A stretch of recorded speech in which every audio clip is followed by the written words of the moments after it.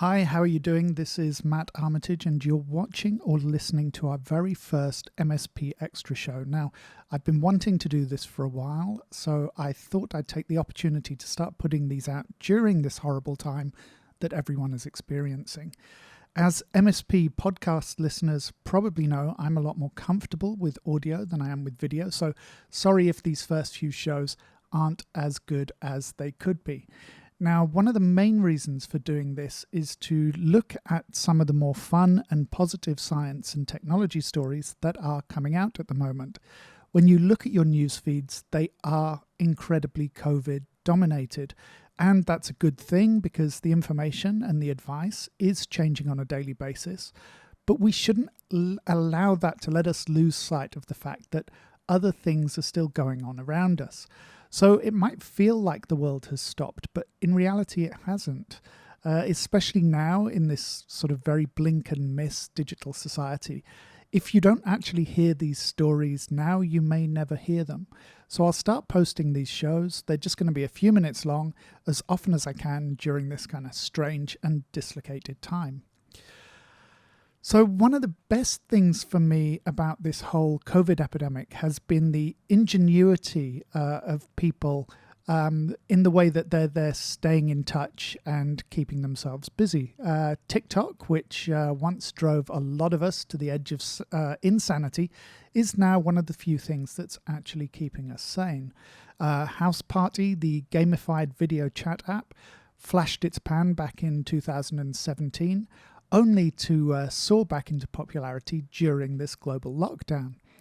So suddenly all of us are showing our faces online. Everyone seems to be live streaming from their kitchens or holding Tiger King watch parties. But the unmistakable winner of this lockdown popularity challenge has to be the streaming service or video conferencing service, Zoom, to the point that an unrelated company with a similar name actually had its share trading suspended to stop people buying its stock in error. So the question is, what is Zoom? If you hadn't heard of the app until the last few weeks, don't worry. It's been around in various versions since about 2011, and it's largely built its reputation as a commercial video tool. Now, one of its biggest features, and one of the things that's catapulted it into global prominence, is the size of the chat room sessions that you can have using Zoom.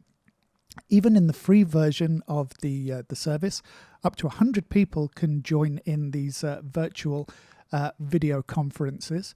But if you want to, you can make these virtual rooms public, allowing anyone to join in with nothing more than the link to your session. Now, one of the things about lockdown is that we're seeing the same faces and hearing the same voices day after day. These Zoom calls give you the chance to meet new people in the same way that you would, in a bar, cafe, at work, even, the college cafeteria. But for people in remote places, for people who are working weird shifts or living alone, this is also a chance to socialize in some way that approaches what we might normally do. Unsurprisingly, as soon as we have something nice, someone comes along and tries to fling mud all over it. And on Zoom, the trolls have very much landed. ZoomBombing is the latest phrase to be added to the digital lexicon.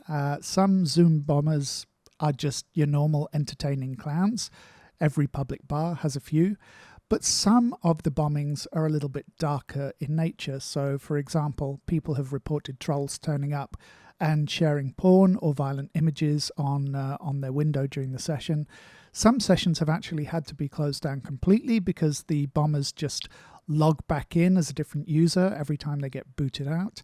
And of course, if you're running a session for kids, for example, this kind of trolling is going to be a lot more than just an irritation to you. There have even been news reports of trolls coming into sessions and starting to hurl racial abuse at participants. But just as worrying are some of the features that have made it such a hit with its corporate users. File sharing is turned on by default, so making it a possible or potential avenue to spread malware and viruses. The good news is that the company is taking these issues very seriously. It's posted tips on its website for hosting Zoom sessions. Now, a lot of those tips are just common sense, add passwords to your room so that people can't just, swoop in using a link. Don't make the password so easy that somebody who has your meeting ID can just guess it and come in anyway. And of course, go in and look at the privacy settings of the app. And for example, don't allow every participant to share their screen. So put some limits on what kind of behavior and activities people can do while they're in your session. It might seem weird, but for a while, this could well be our new normal. Eating noodles with our friends over video link. We're turning the world into a series of unintended mukbang videos. So don't let the bombers ruin the little bit of fun that you can still have. So that's about all I've got on Zoom. Bear in mind as well, these are to an extent problems that you'll find on a lot of the video chat apps. It's a really fertile time to be a bored-at-home hater. So thank you for watching and listening. I'll be back with another MSP Extra in a day or two. And of course, you can listen to the weekly show MSP on your favorite podcatcher or catch the episodes on BFM 89.9 every Friday at 11 a.m. So for now, stay safe, stay home, and stay sane.